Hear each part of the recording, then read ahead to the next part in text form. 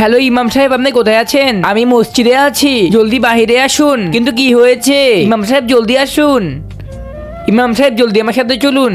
ইমাম সাহেব এটা ওর ঘর, ওই জলদি দরজা খুল। আর ফাইজান কে এসেছে দেখতো, কিন্তু ও কি করেছে যে তুমি আমাকে এখানে নিয়ে এসেছো? ইমাম সাহেব আমি আপনাকে বলছি জলদি দরজা খুল।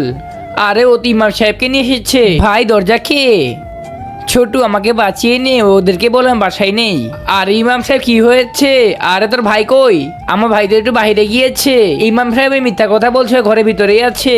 কিন্তু ভিডিওতে যাওয়ার আগে তোমার যদি আল্লাহর নাম লেখা এই ছবিটা ভাল লেগে থাকে তাহলে ভিডিওতে লাইক করে একটা সাবস্ক্রাইব করে দিও, আর আল্লাহর এই সুন্দর নামটা কমেন্ট বক্সে লিখে দিও। আর তুমি যদি আল্লাহর এই নামটা কমেন্ট বক্সে না লেখো তাহলে আমি বুঝে নিব তুমি আল্লাহকে একটু ভালোবাসো না।